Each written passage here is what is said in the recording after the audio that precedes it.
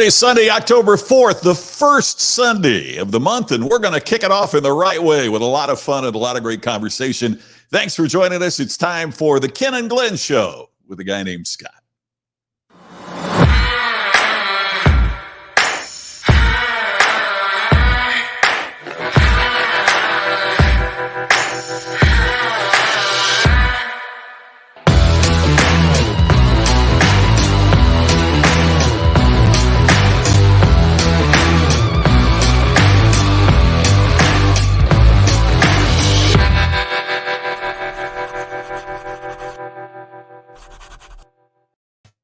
And now, two men who need no introduction. Ken and Glenn. Yeah, that was better. That was better than I thought. I thought you were going to say who need no introduction, but I'm going to give them one anyway. Yeah, but I think what you opted to do is funny. Ken, I've been thinking about that. I was just counting. How long is it going to? How many beats before Ken hits the button? I'm like, what do I do? Has Scott had a cerebral hemorrhage in the middle of the show? What's going on? Cerebral hemorrhoid, basically. Oh no, he's frozen. Bad timing. We have all of our regulars. Rachel Platt is in the house. Oh my God. There's Rachel. Scott Ricard. By the way, Glenn, I don't know if you saw the intro to Saturday Night Live last night, but yes, I did. Alec Baldwin did that, when Jim Carrey hit the pause button. Yes, and Jim Carrey was playing Joe Biden. Yeah. Yeah, I thought it was very funny. I thought of you instantly about. Clearly, I'm tired. I'm tired of being left out of the Glasses members only club. There we go. Yes. So I thought I'd join in tonight. These are my readers. And I love the 24 hat. Yeah, well, 24. Look at that. Will you look at that? Will you just look at that? Just look at it. Let's spend 90 minutes looking at it. Yeah. Hey, Ken, what are we talking about tonight? I think we should talk about the importance of collaboration. Now, will we all three be able to talk about that? All right, stop. Collaboration. We're going to talk about collaboration, but I'm going to do all the talking. Yeah. So we're going to talk. Well, I'm going to talk about the importance of collaboration tonight. And boy, if there were ever a talk I should not dominate, it would be one on collaboration. Right? I don't care what you guys say about collaboration. Here's what I think. Oh my God! What are your thoughts about? I'm going glassless. I can't. Yeah. What are your thoughts about collaboration, amigo? Who? Me or Scott? Well, you. It's your topic tonight, and we're my here topic. To support. Yeah, we're here to support you. We collaborated on this prior to the show. Oh, right. My topic. Right. See, when we're in agreement, it's a collaborative effort, so it means it's a collaborative topic. Okay. So I'm going to just sit here and sip from my Ken and Glenn show mug with a guy named Scott. Oh, here's mine. Way over here. I got one. So, look, I think that, I have some really amazing things happening in life right now, as do you too. But I think about this, I have the book coming out on Tuesday in a couple of days, and I'm a co-author that's collaborated with a bunch of other authors like James Redfield and Dr. Bernie Siegel. And I was like, what, the power of, like, if I wrote a book in 2017, I self-published it. It became a bestseller on Amazon, not the same as the New York Times. Gittimer made that clear to me. but it still became a bestseller.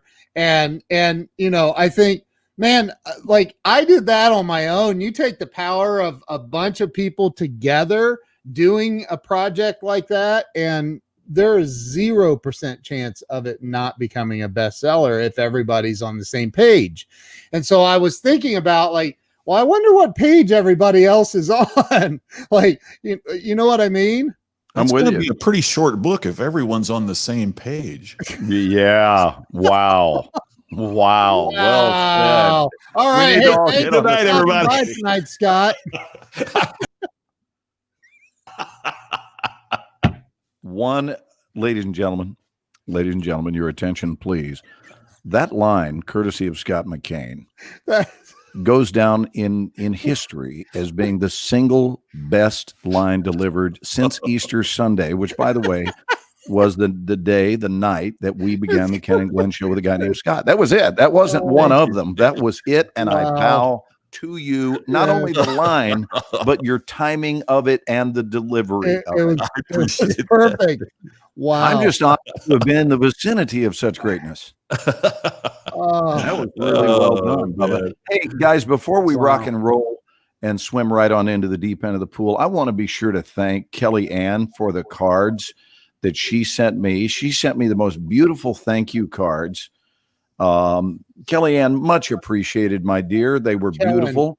And I Kellen. thought they were going to be 24 Kellen. theme. Yes. Kellen. What did I say? Did I say Kellen Ann? Did I say You said Kelly Ann? Kelly. You said Kelly, and it's Kellen. Oh, well, that really blows my thank you, doesn't it?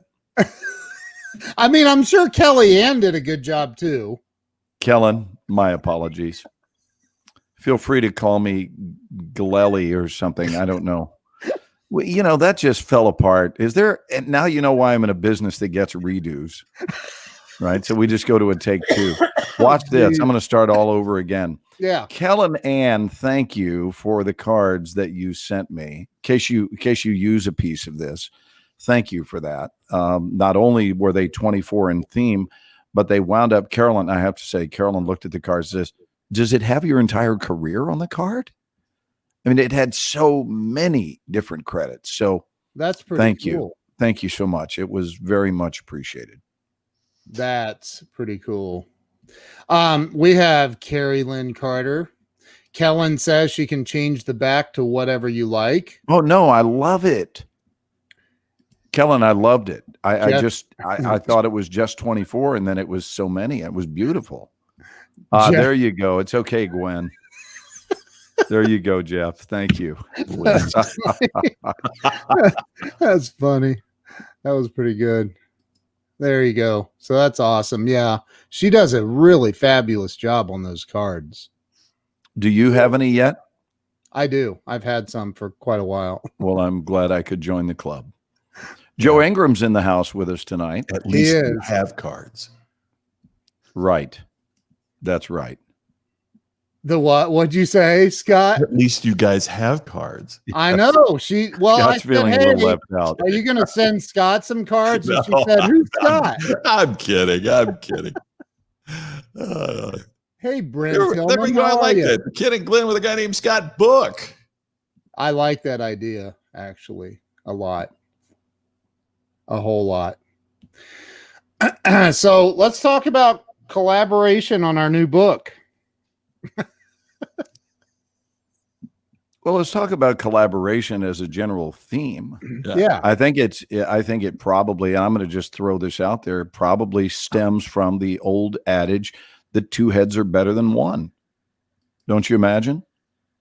Yes. That concept grew into something known as collaboration, and that if we were looking at something from multiple angles, we would broaden our understanding of that particular something, whatever it was. If you're looking at it from one vantage point only, that's nice that you have an opinion about it from that angle. But if you broaden your view, then you're going to be able to come up with answers and certainly solutions that you wouldn't have. Oh, Eric's loved me ever since the Andy Griffith Show. Thank you, Eric.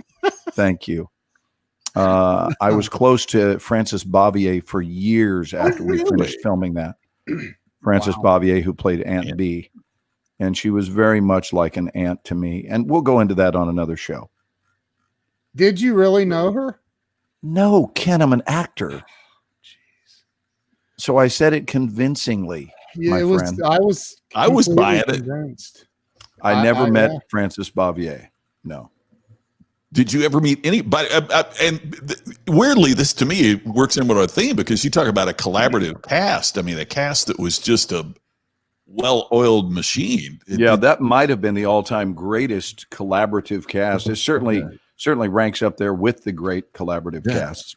Tammy and I've been binging the Dick Van Dyke Show, and holy cow, what great writing, what great casting, what a great sitcom that was. How about Carl Reiner in that show? Oh yeah, we just saw the one where Laura accidentally lets it out that he wears a toupee, and he's got all these styrofoam heads behind him with his different hair pieces on it, and oh my gosh, it is just absolute comedy brilliance, just brilliant.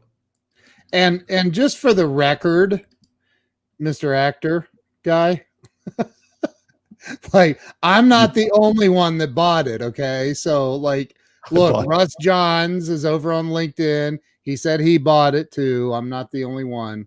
So you're convincing, man. You're good. Thank you, brother. The only one I ever worked with from that show, I know Ron Howard. I've sat and visited with Ron in his office, but the only one I've actually stood in front of a camera with and done scenes with is Andy Griffith, because I wound up doing 2 episodes as a guest star of Matlock.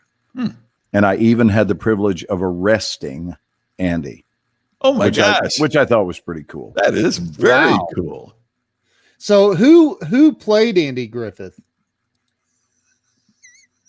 Well, first of all, if you want to get it right, it would be called Who Played Andy Taylor. Yes. Oh, that's right. Okay, there's your screw up. Now I don't feel bad. Never mind. Scott, it's your turn. I was opened with the screw joke. up. Wasn't funny. Clint, Ken. That's a great comeback. There you go. Ken has joined me with his foot in his mouth, and now it's your turn, Scott. Yeah. Scott. Let's stump Scott on a presidential question. Yes, his name was Sheriff Andy Taylor. That's right. I knew that. That's right. I knew that. What makes you think I didn't know that? Did you ever see Martin Short do that bit? I think it was on Saturday Night Live. I knew that. Being interviewed by 60 Minutes. Yeah. Remember, Harry Shearer was Mike Wallace interviewed him for 60 Minutes. Oh, that's so great. Like, I knew that. What makes you think I didn't know that? Yeah. Is it me? I tell you who I could never get enough of. I don't think there is such a thing as too much of Floyd the Barber. You can't get too much of Floyd. Hey, Andy. Hey, Andy. He was like a dog panting for water, you know? Andy. That is so funny. It's so good. Well, I was telling you a few weeks back about the Johnny Dollar radio show. And he was one of the radio cast members, and but it was kind of an ongoing cast. And other than the main character, then they all played different characters every week. But it was like a what's the word I'm looking for? It was like an ensemble cast that performed every week, but the role players played a different role in the script every week. Right. And it's so funny to hear his voice where he's not doing that, but it's still his voice. It is. Well, and without going to Google, Howard McNear. Yes. That's who it was. So meanwhile, back to collaboration, we know that they certainly collaborated. Yeah. And we've been collaborating on this, more of a spontaneous collaboration, but a collaboration nonetheless, where you realize that the whole is greater than the sum of its parts. Yep. It's true. I heard a speaker say, and he said he quoted someone. I don't remember who he quoted, but I love the line, "All of us are smarter than any of us." Oh, that's good. That's a beautiful line. Joe, you win the prize tonight. Thank you. So somebody's noticing. Scott will send out the check. You're not taking those multi-mile walks each day for nothing, amigo. That's right. Yeah, I'm down 30 pounds, Joe. Wow, so good for you, dude. For asking. Yeah, went from a lot to less. 208 today. Good for you, man. That's awesome. Good for you, brother. The goal is to get to 200 by my birthday. So I've got a month from today. Well, I don't know if you guys noticed it, but between last week and this week, I'm excited. I've been doing it as well. So actually in the last 2 weeks, I'm excited. I'm down 1 pound. Oh, A there lot you of go. people, are saying, gotta Glenn, start. how do you do it? How do you do it? An aggressive program like that, sign me up. Oh my God. I saw the funniest thing. It's funny you mentioned that, Glenn. I saw the funniest thing on Facebook, and this woman had taken a picture, and honest to God, it was a Weight Watchers commercial, and the woman that they're interviewing had lost 4 pounds. Now, don't get me wrong. I mean, it's a great start, but it's not Sure. I mean, anything close. congratulations and everything, but And the woman that posted it said, "Thank you, Wanda. I appreciate that. We Carleysville folks stick it together." And the woman posted and said, "I lose that much walking from Buffalo Wild Wings to my car."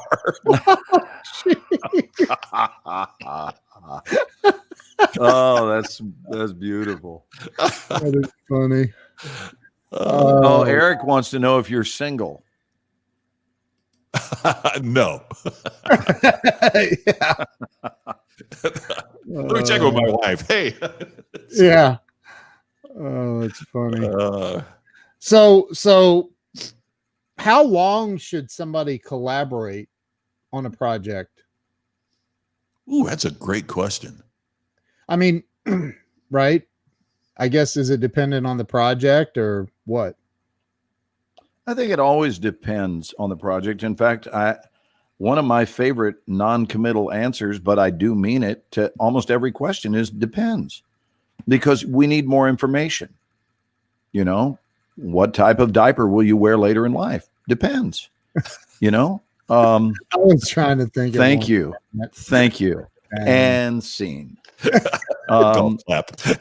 But no, it's true that it does depend.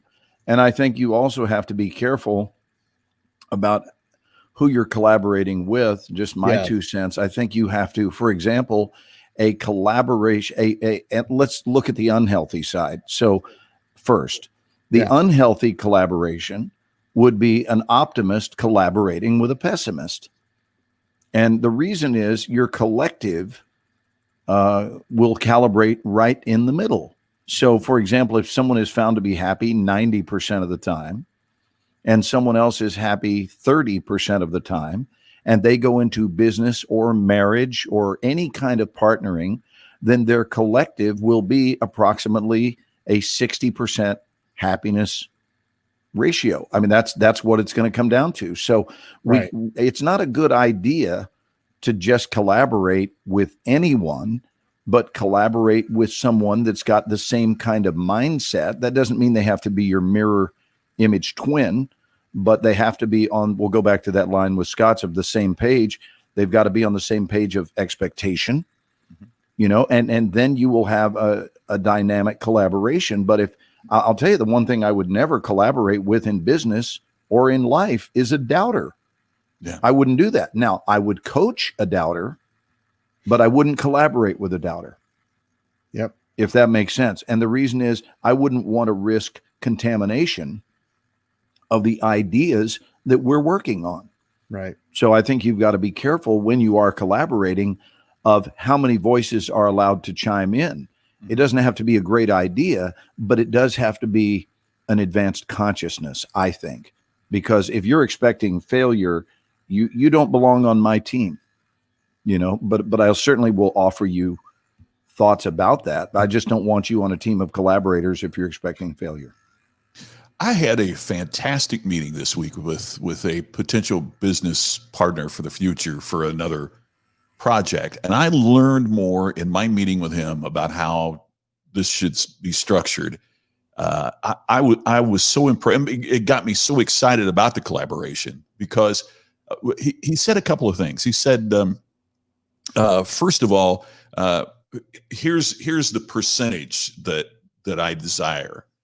And in my opinion, he wasn't taking enough, which I said to him, rather than saying, "Oh gosh, what a great deal," or well, if you insist. I said, I think you need. He said, "No, here's the point." He said, "I want to suggest to you a percentage that I know that I can fulfill," because he said at the beginning of any good collaboration, each of us need to know that the other person will do what they said they would do, but that they don't promise more. If we set it up as 50-50 and you're doing 75% of the work, then this is not going to be a successful collaboration. Right. Right. And I thought that was so powerful. He said, the second thing is, he said, I think it's important that we also, right now, at the very beginning, decide how we would dissolve this.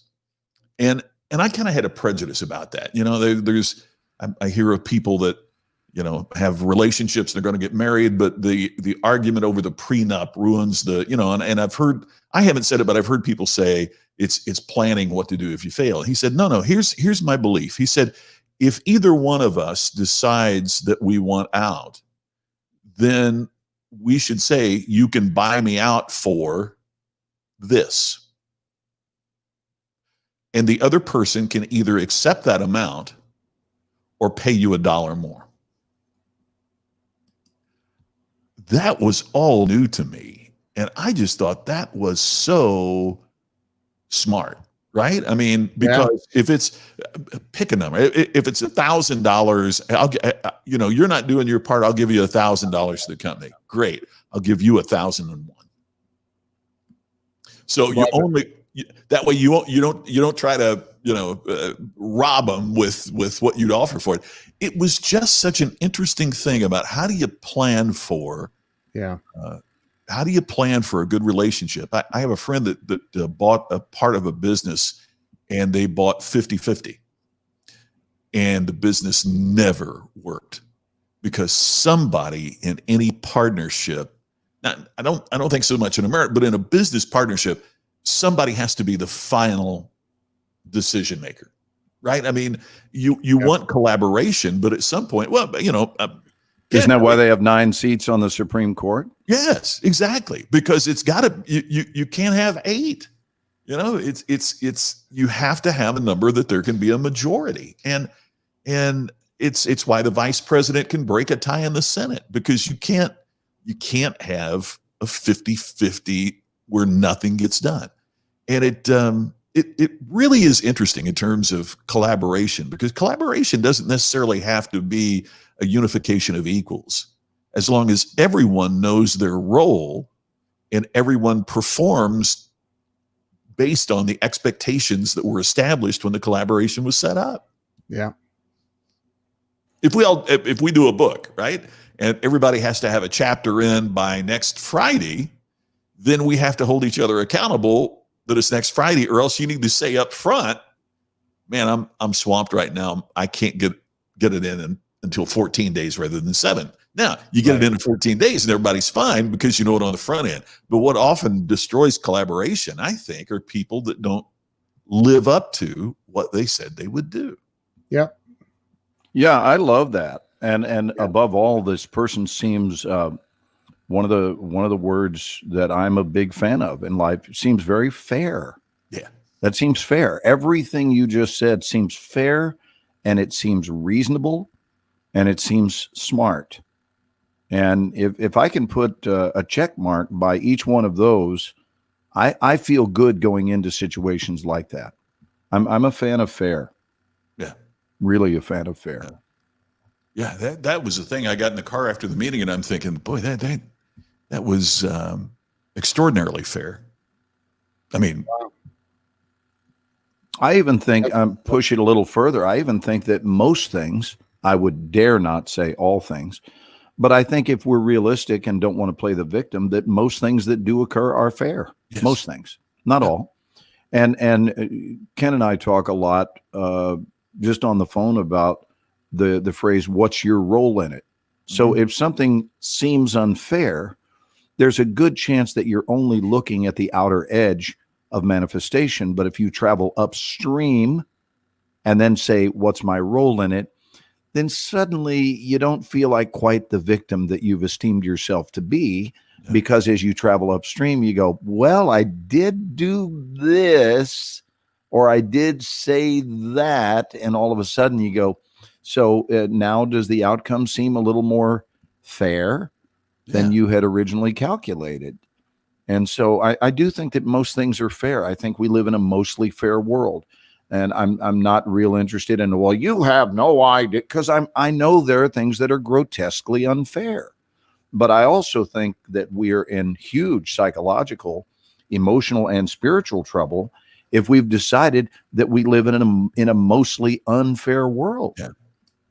Yeah. You know, that would be a terrible thing to wake up to. I can't imagine waking up with the mindset of, here we go, another day in this mostly terribly unfair world.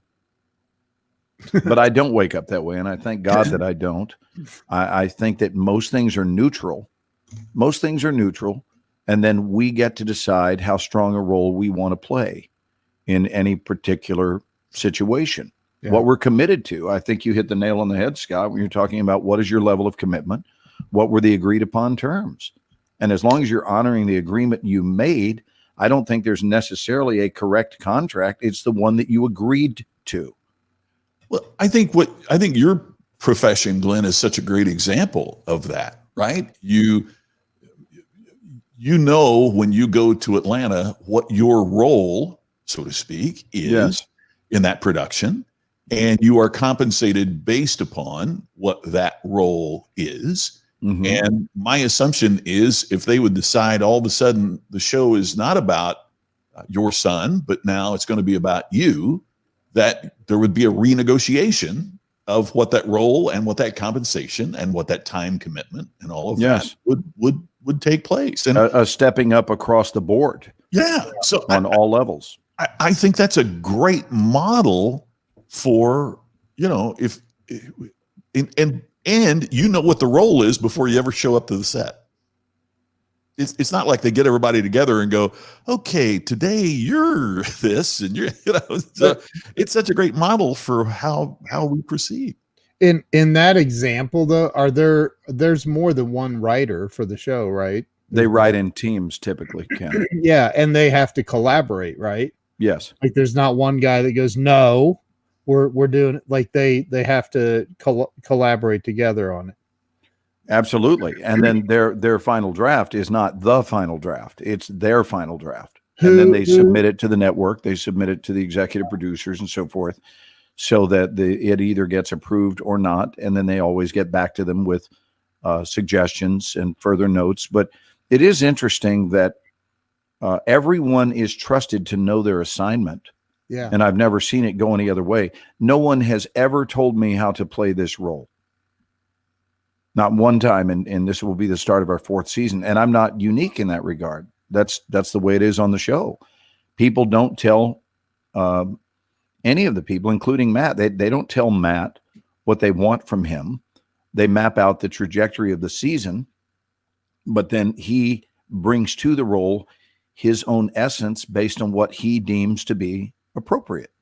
Right. And what his feelings are. And nobody is ever told that they're wrong. They may slightly modify a particular moment, but nobody has ever said, oh, no, don't do that. They say that in the audition room. Mm-hmm. If they've hired you, that is the vote of confidence that says, we admire your instincts. And that's what it comes down to. Once you've got the job, they let you be the one that has the job. Yeah. You know what I mean? Instead of trying to interfere with your creative process, if you were not appealing to them based on your instinctual choices in the room, they wouldn't have hired you. So I think that's also a successful mark of a corporation, is let people, once they've earned the job, do the job that they earned. Yes. Yeah. Instead of micromanaging. I haven't seen micromanagement really be efficient, because when you're managing, yes, micromanaging, no, because when we're micromanaging, what you're basically telling people is, I do not trust you and or your instincts. So I'm going to hover over you like a mother bird and make sure you don't make any wrong moves. How on God's green earth is that supposed to instill confidence? Absolutely. And it doesn't. And that pattern is true no matter what your business is. Yes, and I think the other thing they're saying is, and I don't trust my ability as a leader to lead you to deliver the type of performance when you're micromanaging, right? Right. You're saying, I don't trust you to get the job done the way I want it. And what they don't realize, the micromanagers don't realize, is what they're also saying is, and you know, I don't think I'm good enough to manage and to lead so that I motivate the performance that I desire. Yeah. Yeah. And they never think about that. That it's micromanagement to me is really a sign of their lack of vision and the manager's lack of leadership than it is the particular performance necessarily the person being overly managed. Yeah, and I don't think there's really any room in micromanagement for spontaneous developments. Yeah. Because you haven't made room for that. You haven't budgeted for the unknown factor. And so much of life's beauty occurs when we make room for the surprises, the beautiful surprises of life. Yeah. This is why I don't schedule every moment of my life, because I would ruin the quality of my life if I tried to schedule every moment. Well, it would prevented you jumping on a plane and flying out and meeting Ken. Absolutely. You know, which was one of the great things ever. You know, Absolutely. because At a gas station in the ghetto. In the ghetto. which was written by Mac Davis, who passed away this week, by the way. Mac Davis passed away this week. Yes, he did. I am just now hearing that. I wanted to give a shout out to someone that I've idolized for years, Helen Reddy, Oh yeah, yeah. who passed away this last week. When did Mac pass? Tuesday after heart surgery in Nashville, and interestingly enough, Mac wrote "I Believe in Music" that was a hit for Helen Reddy. Oh, wow. But a really, really touching thing that I don't know if you remember Mac Davis's song. I thought happiness was Lubbock, Texas, in my rear view mirror. And he's being buried in a pair of jeans in Lubbock, Texas. Wow. He said that the song was really about him, learning to appreciate what he was from. And there's our buddy down There's there. Ernest. Yes. There's Ernest, who looks at Lubbock through the windshield. Absolutely. Oh, I didn't know that. Very cool, Ernest. Wow. Mac Davis has a street named after him. Wow. Nice. I can't believe I didn't hear that. What, Ken? I have one in New York. You have a street named after? Of course you do. Of course you do. We now have a tie for the best line in the history of the show. Touche there, Walt. Touche, baby. Well done. Yeah, Helen Reddy. I was telling this on the show last night. Ken and I did a little brief pop on with Kat Hill, who was remarkable. Kat, if you're watching tonight, you were terrific last night, and the folks loved you, really did. She was amazing.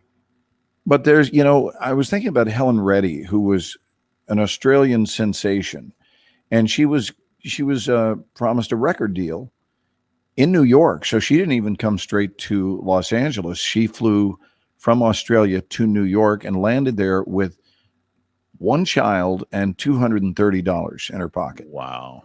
And of course, a record deal. Or so she thought. Wow. So she got there to the news. There's no record deal. Just saying, just letting you know, not going to be a record deal. And so I, once again, yet another story of resilience. And how do we persevere? How do we transcend? How do we triumph over challenge? Because challenges come our way in life. It is inherent with life that we will be given many things, if we live long enough, to overcome. And you either complain about the height of the bar, or you find a way to go sailing over it. And I mean, that's a game-ending moment for a lot of people. And I'm sure Helen checked in with herself and said, baby girl, what are you made of? Because here we go. This is what's happening. And my opinion as to whether or not I like it isn't really in play here, because it's still here for me to face after I've pouted about it. Mm-hmm. And I just think it's an incredible story of survival. And I was always a Helen Reddy fan. I think, and when we were talking pre-show, I was thinking about the reason that I wanted to talk about collaboration is there's not, it's just like the book that I'm doing with Jeffrey, that I wrote the chapter with Jeffrey Gitomer in, that's coming out, here in the next month or so. And I think about the success and joy and happiness I've experienced in life can almost always go back to some sort of a collaborative effort with another human being. And I think I see so many people, you guys know what I teach, the live streaming stuff, and I see so many people just trying to go out there and have at it on their own with no collaboration with other people, no doing interviews, no bringing other people into the mix. No, look at us. We are the number one internet show, period. In our minds. Right. No, but with on our pages on Sunday night. Right. There's no page I promote more than this show. Right. But I'm just saying, like, the collaborative effort of, when you have one or two or three or more people that are involved in whatever the project is, there is a much, much, much more significant chance of that project succeeding than if you were to try to do it on your own. Absolutely. And that's the point that I'm trying to make. Helen Reddy, I guarantee you, I don't know her story. But I know this, that she didn't make it in life because of her own efforts alone. Oh, of course not. Right. You just reminded me, I haven't shared this. I need to do that right now. You what? I forgot to share this on. Oh. And Well, Brian Hess, Hess, that is beautiful. Brian Hess says, if you want to go fast, go alone. If you want to go far, go together. Ooh. Yeah, that's beautiful, Very Brian. good. That's awesome, dude. Love that, Brian. It's so true though, man. If you want to figure out how to if you're alone right now and you're struggling, or you're trying, and it's the entire premise of me creating my daily show. I was going through some stuff, and I had to go, what do? I got to start. I don't think the word collaborate came to mind, but that's what I did when I said, I'm going to start interviewing people like Scott McKain and Glenn Morshower and,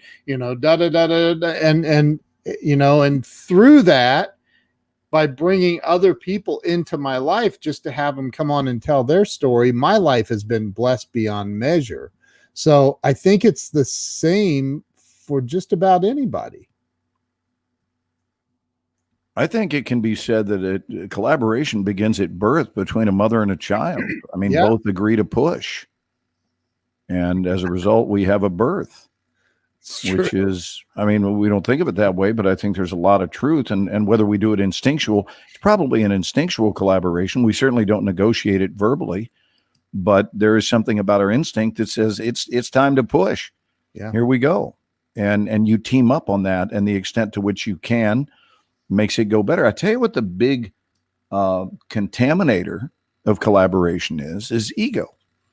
And especially, and I can see that this would be one of the marked reasons why some folks might avoid collaboration. Not that it's in their favor to do so, because it isn't. I think collaborations are amazing. God knows 24 was one of the greatest collaborative efforts in the history of television, for sure. Yeah. Certainly the most collaborative situation I've ever worked in, by far. By far. Nothing has touched it. And that's beautiful. But if you fear that someone else's idea or their contribution or their opinion, whatever it is, might somehow be stronger than yours, then you're going to be hellish to be around in a team of collaborators. And especially if you're the CEO, you have to be more interested in the best opinion than in your opinion. And sometimes your opinion will be the best opinion, and sometimes it won't. But you have to be devoted to what is the most efficient approach we can take here and be committed to efficiency more than we're committed to whose idea it was. I think we have to officially give up caring whose idea it was. And I think the CEO that's ready for greatness is the one who fully understands that the answers to today's challenges might very well be voiced by the janitor in his building or her building. Yep. You don't know the source from whence wisdom will come, because wisdom flows through us all. Yep. If we're open to that, we'll be great collaborators. If we're not, we won't. I agree. By the way, if you're over on LinkedIn, share this out. Let's get some more traction on LinkedIn. I love the fact that we're live streaming on LinkedIn now too. Tell me what that really means, Ken. I'm a member on LinkedIn, but I think I last approved something on it the week it was invented. I was going to say, I'm pretty sure you haven't even accepted my friend request. I haven't accepted anyone. So if you've LinkedIn requested for a connection in business, please know it's not personal. I'm on it, but I really haven't done anything since it first started. I'm not even sure what the function of LinkedIn. So we're live on LinkedIn so that what is the value of that? I'm sure there is value or we wouldn't be there. There are people who, how do I say this and be nice? There are people that will only use LinkedIn because they think that it's more professional than more professional than the other platforms. And unfortunately, a lot of those people ignore the 8,000-pound gorilla, Facebook. And I think, that makes me sad because I mean, like Scott, I'm sure you've done a ton of business as a result of Facebook. I know I have. So, I think that, but anyway, there is an audience on LinkedIn for anyone that you won't find on other social media platforms. You are not one of the people I would target on LinkedIn, especially since I sent you a friend request 6 months ago and you still haven't accepted it. You're referring to Scott or me? You. Or is it both? Scott and I have been friends on LinkedIn for years. Okay. Well, I guess the first thing I'd have to know is my friggin' password. I'm not joking. No expert, Brian, I think that helps. Brian just said, I'm glad you cleared that up, Glenn. Before you said that, I thought you didn't accept my LinkedIn request because you were upset with me. Oh my gosh. Thicken thy skin, my dear brother. No, I'm not upset with you. I'm not into LinkedIn. It's something that someone tried to, this will be good for you in business. It'll be good. I'm thinking my business does not depend on LinkedIn. No one's ever. Yeah. Okay. All right. Get ahead of the curve, man. I'm just kidding. Okay. I'm totally kidding, dude. Well, so what am I supposed to do? Like a mass approval, a mass acceptance stretch? Like just sit down and just go and cover about 5 years worth of LinkedIn requests? Because unlike Facebook, you don't have a 5,000 limit on friends. It's 30. And by the way, Ken is being very humble here because not everybody gets approved to live stream on LinkedIn. I have gotten rejected. So the fact that he is gotten approved is a great sign of what a live streaming guru we really have in our midst. See, here's another one, Pinterest. You guys, look, I know if you look at what's behind me, you realize that even my office is trapped in the 80s. But I mean, it is. Those over here, those are CDs. And from time to time, they actually get listened to. Did I just hear somebody say, Marsha? We're big on the internets, boys. I'll tell you something, Glenn would be, he'd be, if he got on it and actually used it, Glenn would kill it on TikTok. Yes, he absolutely would. Because Yes. Glenn loves to do dances and all that. I know Glenn would blow up on TikTok. All right. They'd be All right. like- This is my week. I'm going to break out, gentlemen. They'd I'm be going to like, break out. "Oh I'm going my to be God, big on this is Pinterest a- and TikTok and TokTik and whatever else is out there. Pinterest. Dude, What is it? I'm not- Pinterest? How do you say it? Pinterest. Pinterest. Yeah. Yeah. And Pinterest. what do I need to know about that would improve my life? Not much.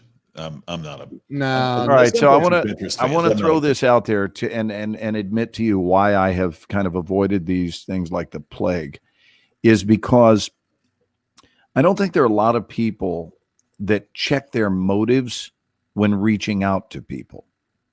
I know this because even in Facebook, there are people with questionable motives that Yeah. reach out with assumptions that you are going to write the forward to their book, or like, dude, I don't even know who you are. Yeah. You get that. A I lot get on this. I LinkedIn. get Yeah. a lot of them. And I'm like, yeah, that's exactly what I want to do is shut down the quality of my life so that I can focus on the life of someone I've never met. And we don't have anything that we're doing together. And it comes in droves, or the people that send you a script for which I'm grateful, but I'd have better things to do with my time than just randomly sit around and read scripts, most of which will never be done. They're not greenlit. They've not been financed.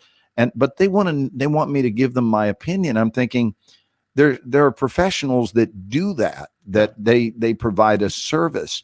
And so my personal fave, if I can be so candid, is when I am sent a script and the next day there is a reach by someone I do not know. And the next day they reach out and want to know if I've read it yet. Yeah. And I have the same reaction every time. It's just blah, blah, blah, blah, blah, like, are you kidding? And this is why I think God gave us the delete button.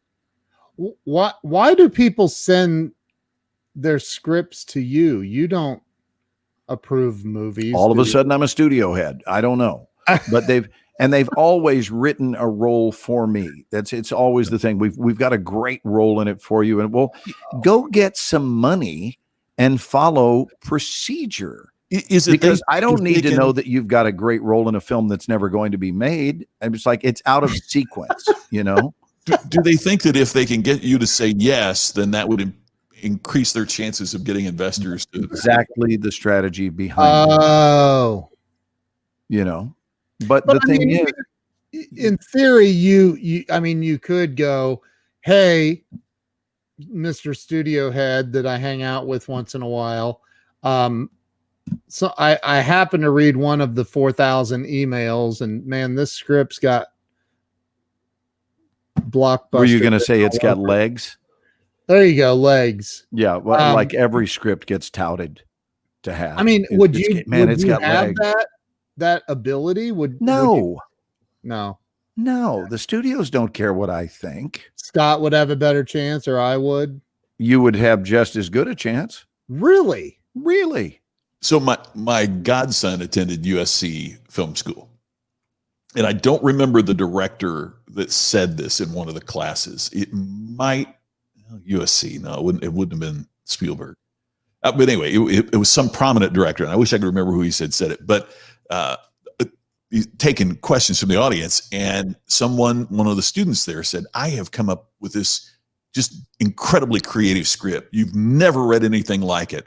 How do I get it in the hands of someone that could read it and make a decision?" A position of influence. And the director's response was, "You expect me to believe that you were creative enough to write a script like I've never encountered, but you're not creative enough to find the way to get it in the right hands?" Right. Mm. Those two don't line up. I thought but I thought it was a great response that if you're innovative enough to do Yeah. this, could Yeah. you be innovative? Aren't you innovative enough to come up with some kind of way to get it in the hands of the people that you desire? I don't know. I like that response. I guess in part too, because like you guys too, I'm always getting hit up. Hey, would you come give this speech for free? Yeah. Yeah, And as it's soon as always- they start giving me my groceries for free. Yeah, exactly. It's always asked by people who are getting paid to do the meeting, to lead the meeting, but they want me to do, it's exposure. Well, people die from exposure.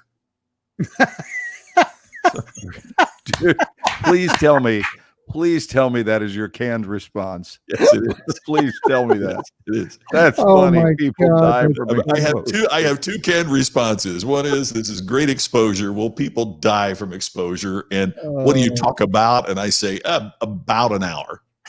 Yes. We've heard that one on this show a few Yes, times. you have. Yeah. What are we talking about those are tonight, my guys? two go-to, About 90 minutes. Hey, speaking of 90 minutes, at exactly the 51-minute mark yes, every week. every week without fail. This It never from- fails. From Easter on has been the time that we have said it's time once again for us to play the weekly game. Ooh, that's just wrong. Ooh, that's just wrong. Man, Jack, Wrong. that was some Wolfman. Howl now, dude. Howl. You got one I tonight? got one. Oh, I got- bring it. All right, Ken Bring takes it. the lead. I got one. And it is definitely wrong, and it is pissing me off. Am I allowed to say that on the air? Well, yeah. No. So don't do it. Okay. Every single social media platform, including the China-owned one, TikTok, every single one of them are trying to get me to register to vote. I am 52 years old. I did that a long time ago. I figured out the entire process, and I have not missed an election vote unless I wanted to miss it. Like, I got it. I'm a grown adult. Leave me the hell alone, social media platform owners. I got it. Thank you. That's just wrong. That's all I got to say about that. I mean, do you agree or disagree? Yeah. Yeah. Yeah, yeah. No, I agree. Oh, okay. Yeah, I agree. Meaning Every affirmative. single time I log into any social media platform, it's like, do you want to change your state? I'm like, no, I know where I registered. You leave me alone. Like, stop. It's crazy. I was sent, this is not that's just wrong, but I was sent a survey that was, Your Honor, they're leading the witness, was my reaction to this survey, because it began, I won't tell you which party, but it began with, do you agree that so-and-so would destroy? Do you agree that so-and-so, not do you think, but do you agree? Yeah. And every one of them was designed to trash the other. And so I'm going to run a test here. I'm going to say no to every one of them. To every question. There are 18 questions. I'm going to say no to all of them that I don't agree, just to see if that strategy will get me the hell off their mailing list. And I'm predicting that it still won't work. No, the Secret Service is going to show up at your house. Oh, Scott, you got one? Joan just posted a great one, because I'm getting those calls too. The voicemail, and they're speaking Japanese or Chinese, and it's spam calls, and they're obviously they're just blowing out calls because they don't know who. Yeah, the part that gets me is, and we're a month away from the election, and again, I don't mean this for one side or another, but the presumption of some people on social media that telling someone they're an idiot is going to sway them to agreement. On either side of On the either equation. side. I mean, could you imagine watching football today and Ford comes on with an ad and says, "Hey, if you drive a Chevy, you're a freaking moron." Would Chevy drivers go, they're probably right. It had not occurred to It had me. not occurred to me. I need to go buy a Ford Pronto. or Bronco. Does Ford still make the Pronto? I don't know. It's just that never changes anyone's mind. And let's face it, as depending on the polls, and I know that people have feelings about polls and they, but it's reasonable to assume that it's not going to be a landslide for either side.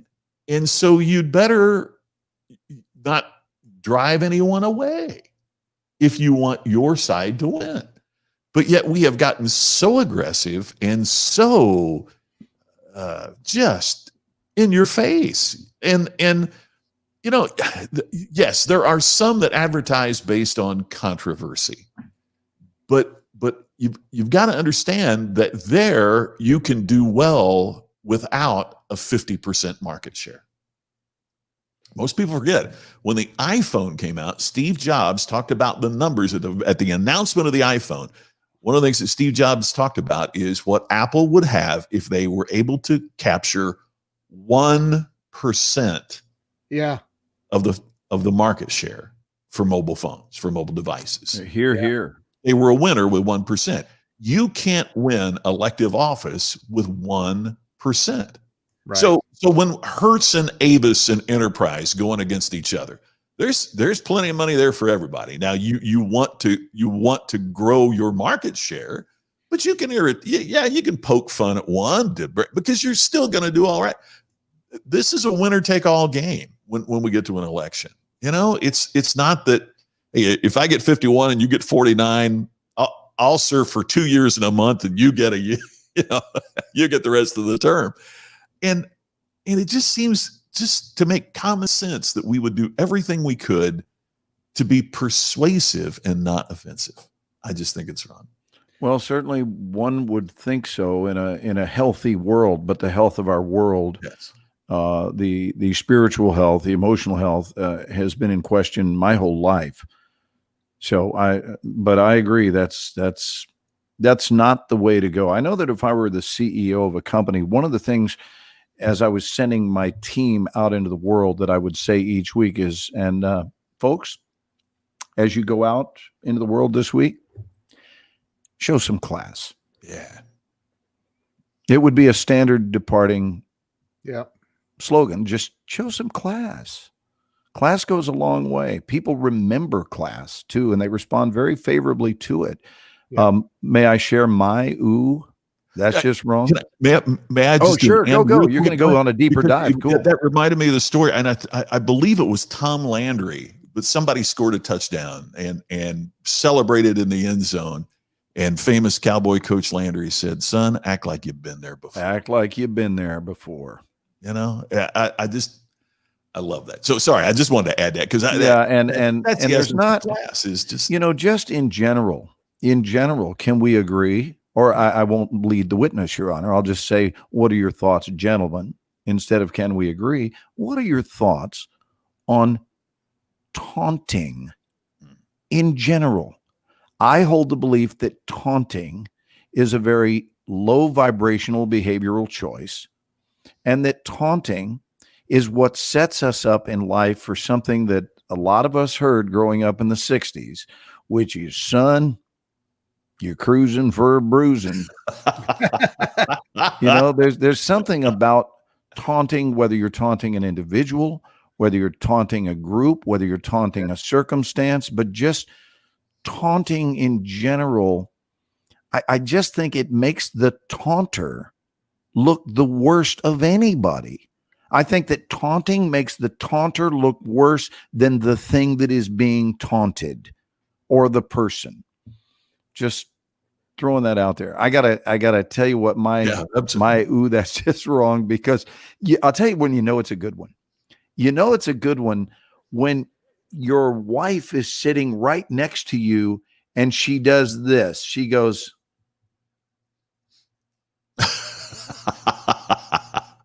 and smiles, because what she's telling you is, and that will be this week's ooh, that just wrong. And we both knew it. We both knew it as it played out. It was like, and that will be Sunday's comment. So this starts with a shout out to my Aunt Elaine, who this past week turned 90. Wow. And we went to her 90th birthday party, and she's a very spry 90. She is a with it gal. And we had a wonderful conversation. And I love her loyalty because she sat there celebrating her 90th birthday while wearing a Texas Rangers shirt, covered by a Texas Rangers blanket, wearing a Texas Rangers hat. And with improvement, the Rangers could have sucked this year. And yet that did not stop her from supporting her team. Now, that's not even that's just wrong. I actually think that's cool. She's clearly not a fair weather fan. But we had a wonderful day together, and one of our family members, I'll remain nameless because this is all harmless, but man, it was funny.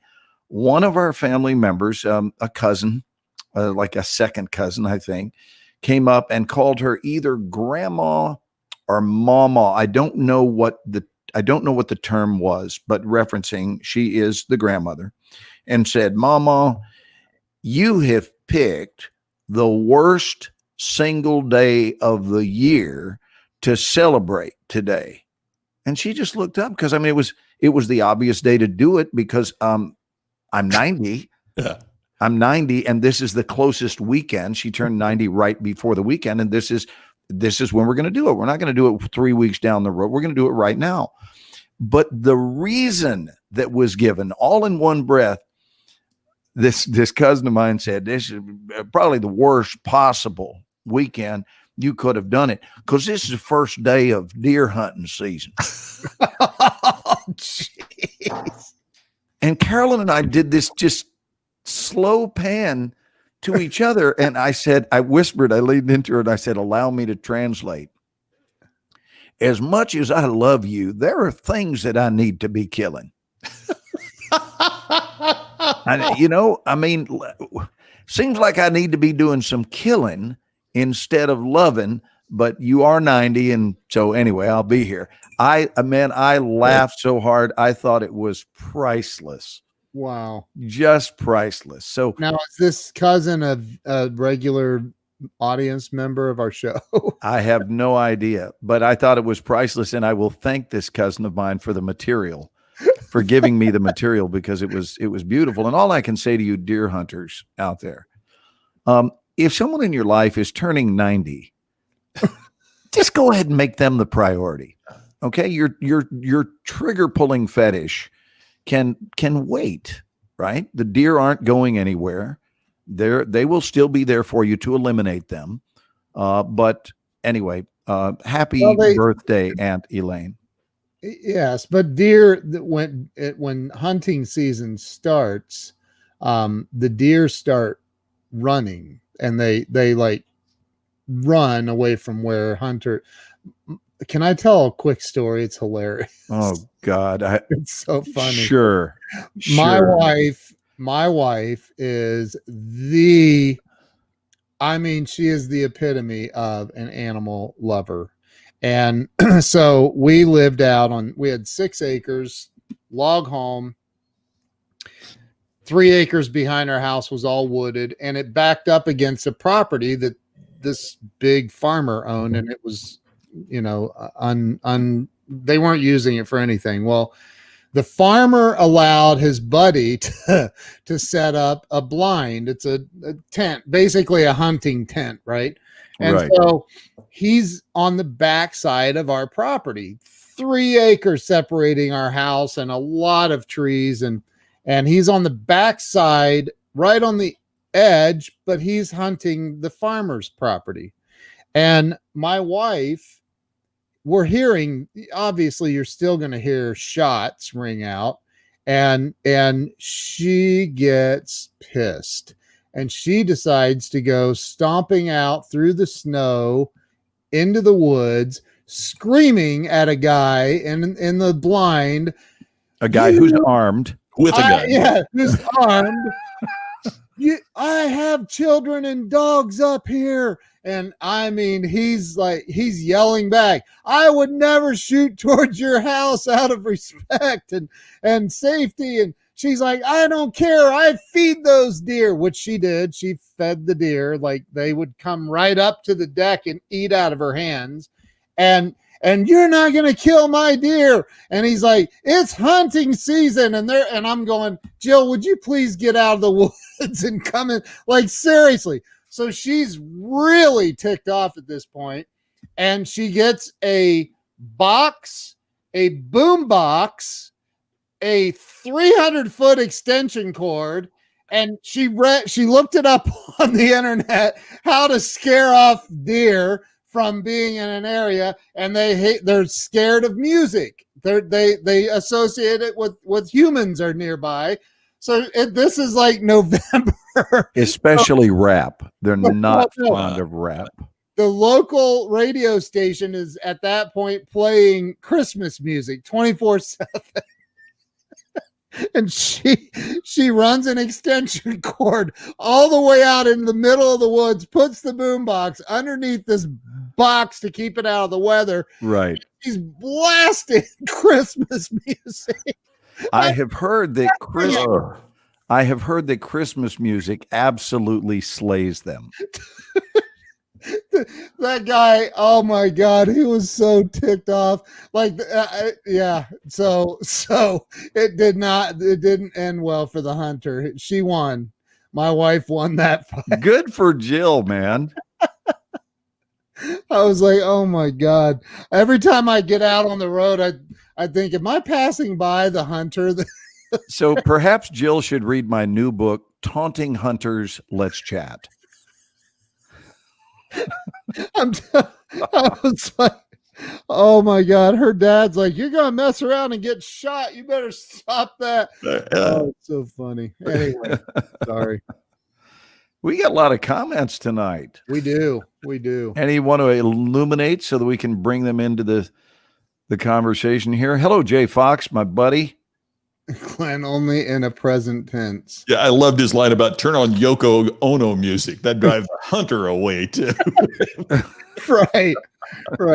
I used the term music there very loosely, by the way. Cat Hill's rooting my wife on. That is so funny. That is funny. Cat gave us a great concert last night. And Robert Brooker has announced the arrival of Cat Hill. Oh, look at that. Attention, please. Cat Hill has entered the stadium. Cat Hill has arrived. Ladies and gentlemen. Hunters save cars. Hey, listen, I am not against hunting in any way. So not at all. Unless it's just for sport, then I am. But if you're going to use the meat, I think I'm all for it. So that's me personally. So I agree. I wasn't attacking hunters. I was laughing at the idea of prioritizing hunting over wishing your 90-year-old grandmother. I agree with you. I agree. You know, it just seems like at 90, your day should take precedence over everything. And maybe the other days don't even deserve to be mentioned in the same breath, you know? I don't know. We found it highly, highly entertaining. But life gets that way, you know? Scott, you had to have grown up with hunters. I mean, my gosh. Oh, yes, yeah. Did you ever hunt? Oh yeah, as a kid, yeah. And but I mean, we would squirrel hunt, rabbit hunt, you know, but we would always, you know, feed it. Yeah. I mean, it was just part of what you did. You didn't kill anything that you didn't use.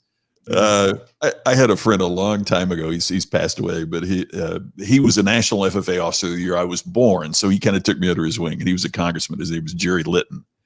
Randall readers on here will certainly remember Congressman Jerry Litton.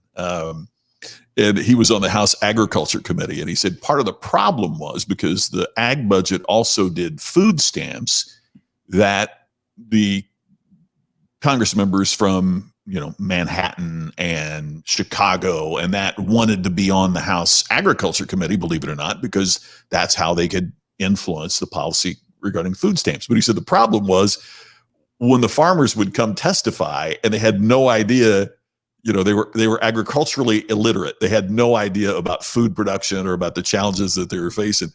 And he would always tell the story about the old farmer from, from out west that was talking. And the problem was that, you know, coyotes were endangering his livestock but yet they had been protected, so he couldn't do anything about it. And he was there to ask for the ability, just like with deer hunting, thinning the herd and preserving the the herd. He was asking for the same thing about coyotes. Well, this New York congressman just went crazy about how inhumane that was and how horrible that was, and why didn't they investigate sterilizing? Why didn't he, why didn't they sterilize the coyotes? They could have found a way to make the coyotes sterile and eliminate the problem. He said the farmer just sat there and said, "Ma'am, they ain't raping our sheep, they're eating them."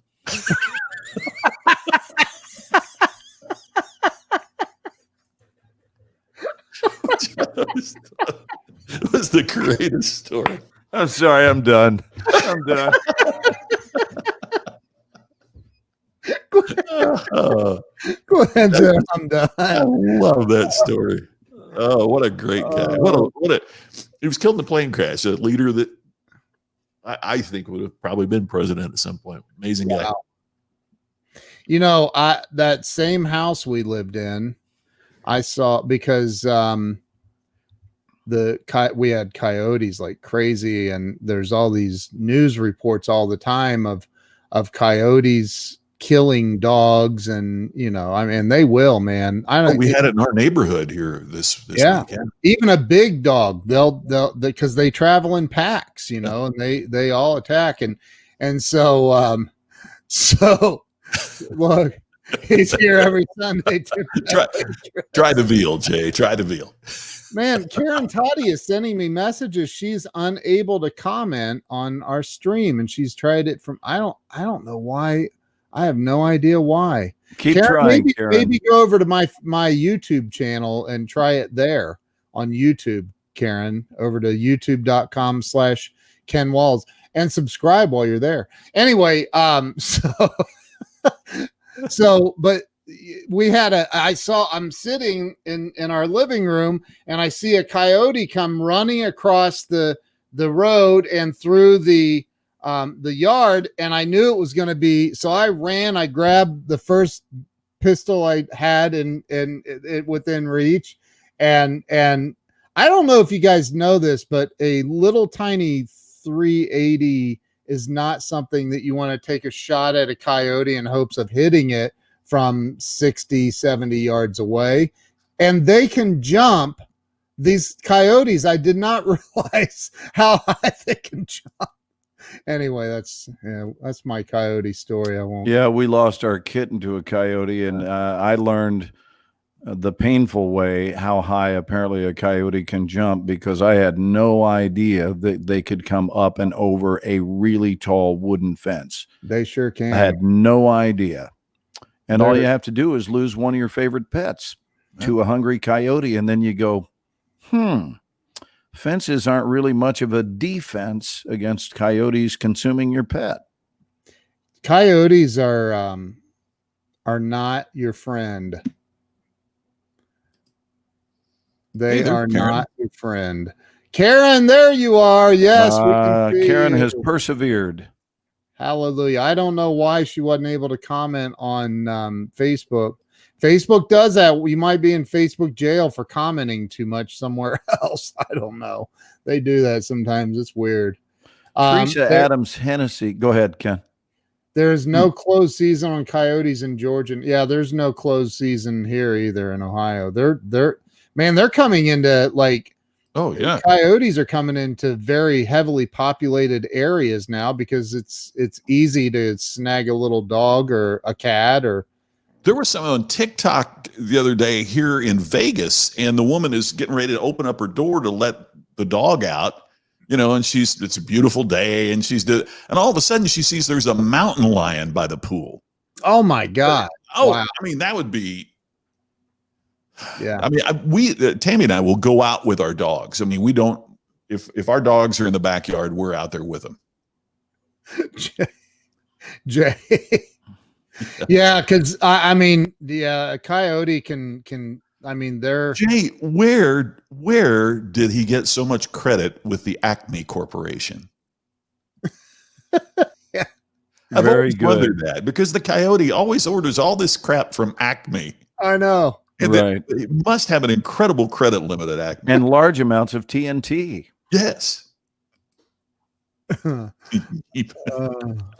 You know, Jonathan said up here, he's talking about taunting. And I was just thinking about how many of you, I mean, we tend to forget rather quickly what happened in last year's Super Bowl. There are probably millions of people who couldn't tell you who was in the bowl, but it meant so much last year. But all of a sudden we've forgotten who it was. But I remember a form of taunting was the group photo that the 49ers took. You remember this moment, guys? It was a group photo after they had scored, and it was looking good for them. And as they piled onto one another as a family in the end zone, I mean, they came out from the sidelines and went down there. The game wasn't even close to over, but it looked very promising. So they decided that it was a great time for a photo op, the entire team in the end zone, piled up like a bunch of cheerleaders. And I looked at it and went, and that will be the end of them. Because if I'm on the other team, they have just incentivized the living daylights out of me. Every part of me is on fire if it wasn't already. And it wound up costing them the game.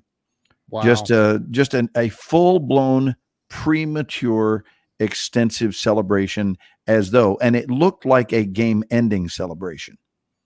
And meanwhile, you got time on the clock, boys. You might want to finish the game before you start posing Absolutely. right and left. You know, Where is Jay based, Jay Fox? Dallas. Oh, he's here? Yeah. Yeah, but he does nationally syndicated radio. Been a business acquaintance of mine and buddy for years. Look, until he does radio. Look at this. Yeah. And tomorrow morning, he's got a little thing going on that's specifically going to be playing in Nashville in the 9:00 hour. And that was courtesy of Kat's concert last night. Very cool. Which I think is going to be great. And thank you for that, Jay, big time. And thanks for tuning in to our show every Sunday evening. We love having you here, brother. Yeah, thank you. I'm being interviewed tomorrow. Someone's interviewing you a instead of the other way radio around. station in LA. It's on ESPN radio. Actually, I'm being interviewed. Nice. Yeah, isn't that crazy? Is it no is it kidding. just dealer's choice? Who's the show? It's with I just drew a blank. Ron Siegel. Oh, with Ron. Yeah. So He's is it got- dealer's choice? Is it whatever you want to talk about, or do you guys have a specific topic? I don't know that there's a specific topic.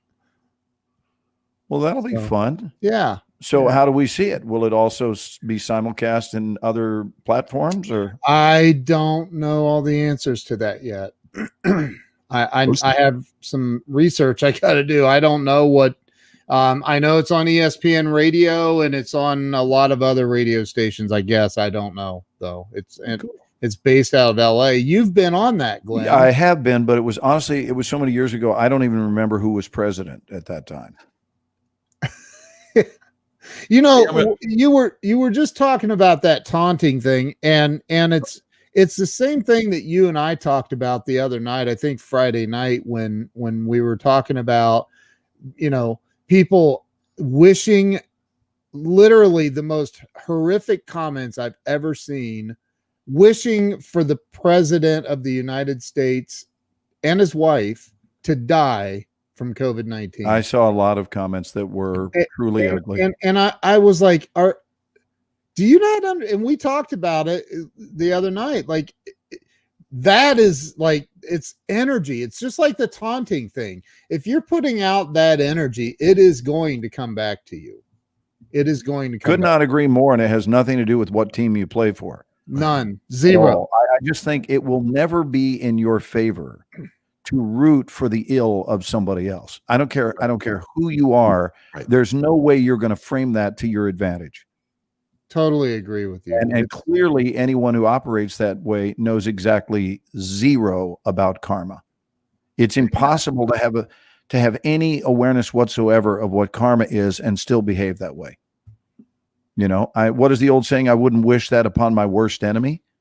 I can't right? think Even of if an you hold enemy. an enemy in consciousness, you would not want to wish the person that you're not drawn to or whose opinions you disagree with or whatever. It's not in our best interest to wish anybody anything less than the best, because as we wish others, as we reap as we sow, I guess is what it comes down to, that old biblical truth. And Yep. so if what we sow is that we are rooting for the demise of another human being, then when it's our turn to be in the barrel of challenge of whatever ilk, whatever the challenge is, Yep. then karmically we have positioned ourselves to be the recipient of what I would label worst case scenario. Why? Because we were rooting against someone else when they were down. Yep. And how in the world, and again, this isn't about which side of the street you're on, but how in the world do people not get?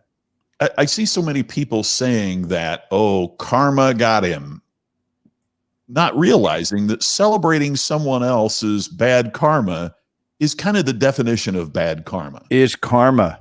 Yeah. I mean, that is so dazzlingly obvious that to celebrate someone else's bad karma is creating bad karma. It's just, I think it's probably the coolest thing out of this whole show tonight is that statement, Scott. Couldn't agree with it more. It is impossible to prosper in life when at the core of our being we are rooting against others. Amen. It just doesn't work. And listen, this is not just a recent concept. I've been teaching this stuff for 36 years as an actor because, actors are by definition often very competitive, and they walk in and they think in terms of beating the competition. And what I coach is, the problem is in your head that you're regarding them as competition in the first place, because they're not your competition. I don't care if they're reading for the same role. There is nothing they can do to bring what you bring. There's nothing they can do to be who you are in the room. Therefore, there will be only the competition between you and your own capabilities. And that's really it.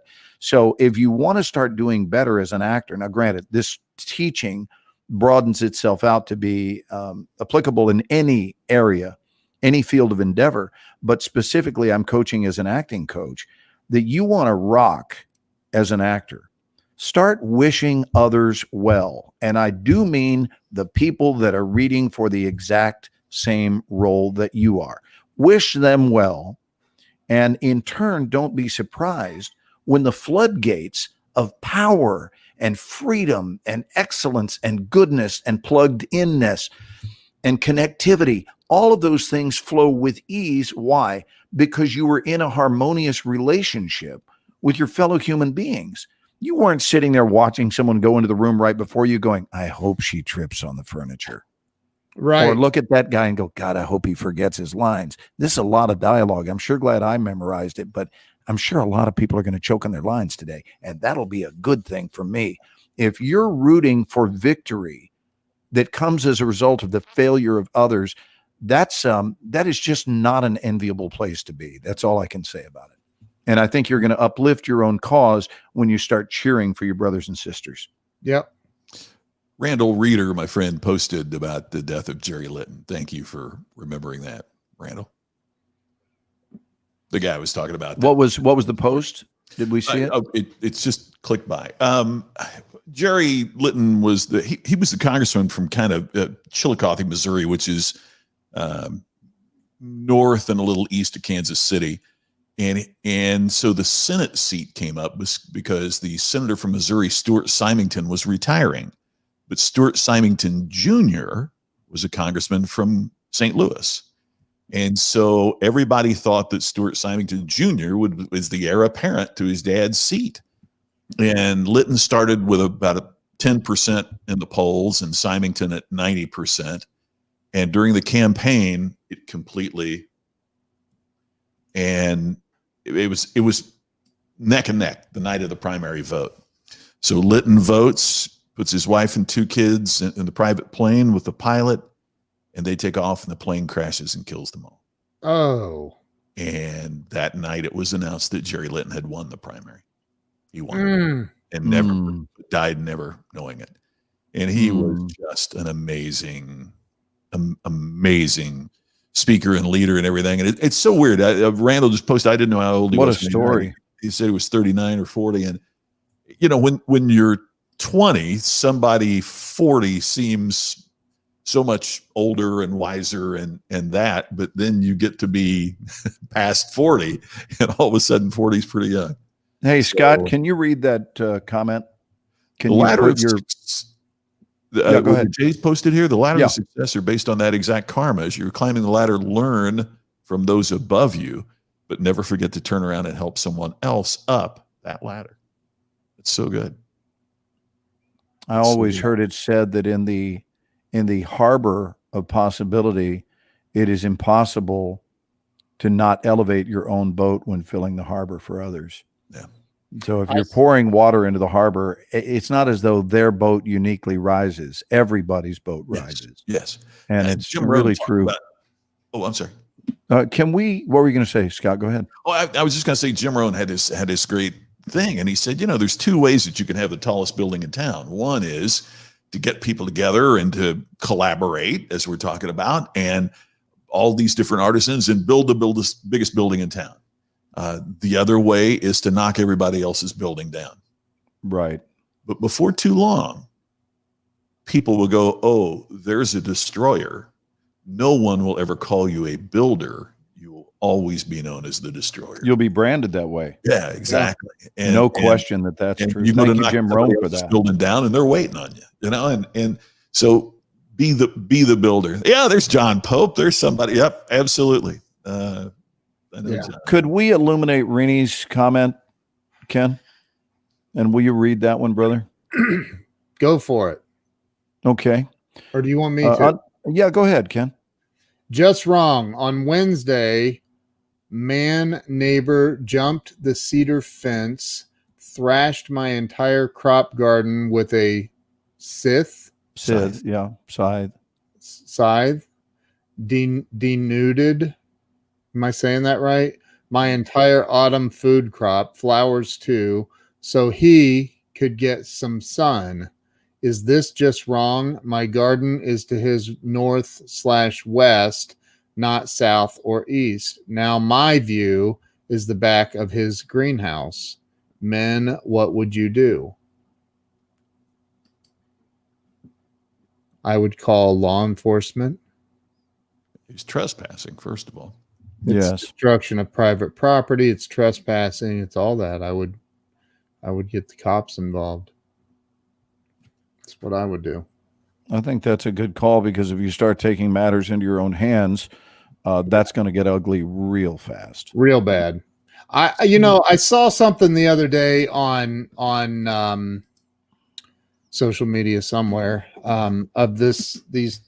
It was a race, like a 100-meter dash or whatever it was. I don't remember, but the kid that was winning the race the entire time went the wrong way or something, and the guy that was in second place the entire time passed him and was coming up to the finish line, and he stopped and turned around and let the kid that had been in the lead the entire time, he let him win the race. Wow.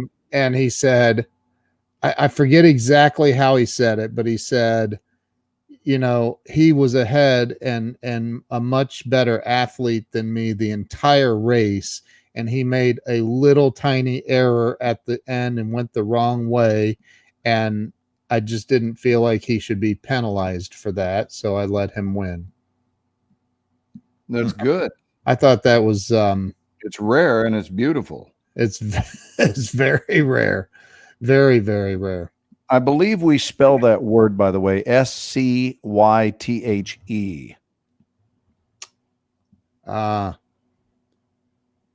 Regarding the tool that was being used. Mhm. Is that correct? Isn't that the correct spelling of that? Yes. And Anna is spot on. If he's crazy that- enough to do that, he's Yeah, no kidding. Is that like a sling blade? It's the thing that's got the long curved blade. yeah. Yeah. But That's, it has a long handle because you hold this, Yeah. and then there's a handle farther down on the, so you can. isn't that what is from the movie Sling Blade? Some people call it a I don't know. I've been studying on it. I'm pretty sure you're right there, Ken. Can I'm I pretty tell sure you a you're bad right. story? No, I'm not. No, I'm not. Never mind. There you go. Randall knows. Hey, gentlemen, we're at 90 minutes. Wow.